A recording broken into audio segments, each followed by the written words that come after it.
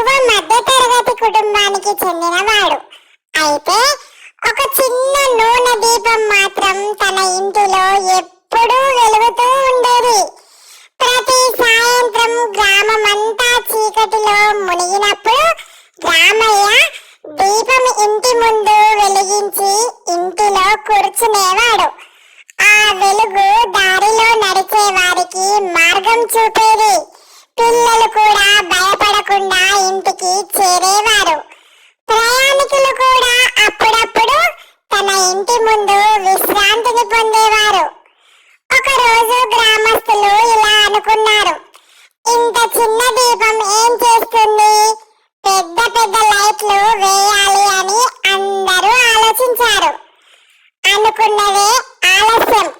అందరూ కలిసి పెద్ద పెద్ద దీపాలు తెచ్చారు. రోడ్డుకు ఇరువైపులా అక్కడక్కడ ఆ దీపాలను అమర్చారు.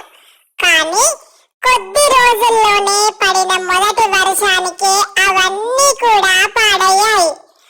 ఆ రాత్రి గ్రామం మళ్ళీ చీకటిలో మునిగింది. అప్పుడు ఎవరో ఒకతను ఇలా అన్నాడు, రామయ్య దీపం ఎక్కడా అని.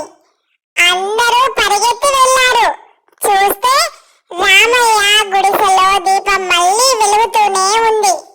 రామయ్య నవ్వుతూ ఇలా అన్నాడు, వెలుగు గొప్పదై ఉండాల్సిన అవసరం లేదు, నిరంతరం వెలిగితే చాలు అని.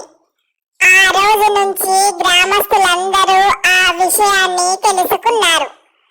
కథ ఇంతే ఫ్రెండ్స్. ఈ కథలోని నీతి ఏంటంటే, చిన్నదైనా కూడా ఒక మంచి పనిని నిరంతరం చేస్తే ఎన్నో జీవితాలకు వెలుగునిస్తుంది అని ఈ కథ